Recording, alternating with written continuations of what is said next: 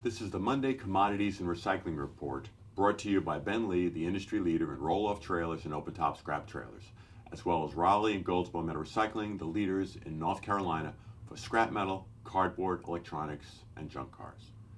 Today is Monday, March 16, 2015. My name is Greg Brown, President and CEO of the companies. It was a quiet week in the commodities markets.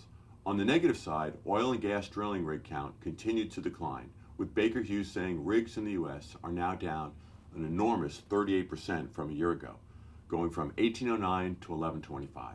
This sharp reduction reduces demand for steel used in these rigs, which continues to cause layoffs in U.S. steel manufacturing. On the positive side, the weather has greatly improved, which will help the demand for steel in construction, car, and truck manufacturing as people wander out to buy new vehicles. Despite the terrible weather, automotive sales were actually up last month, so there remains only good news for car and truck production. Despite some of the positive economic news, a major drag on steel, copper, aluminum, and other commodities remains the incredible strength of the U.S. dollar. It hit yet another 12-year high against the euro last week of just under $1.05 to the euro, a level not seen since 2003.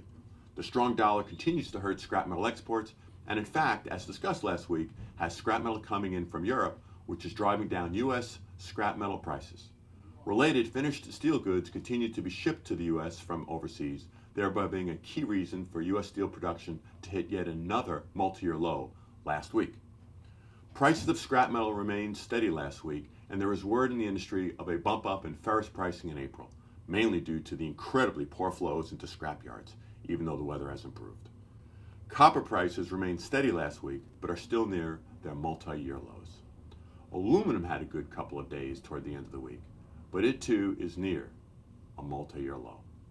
Aluminum may rebound soon, in that the aluminum inventories are now at low levels not seen in over 5 years. Note there were no changes in our scrap metal prices last week in North Carolina, with our Raleigh prices of number one copper being $2.20 per pound and prepared steel being purchased for $6.25 per 100 pounds. As the recycling industry goes, in recent weeks there have been a number of negative Wall Street reports about some of the major publicly traded recycling companies.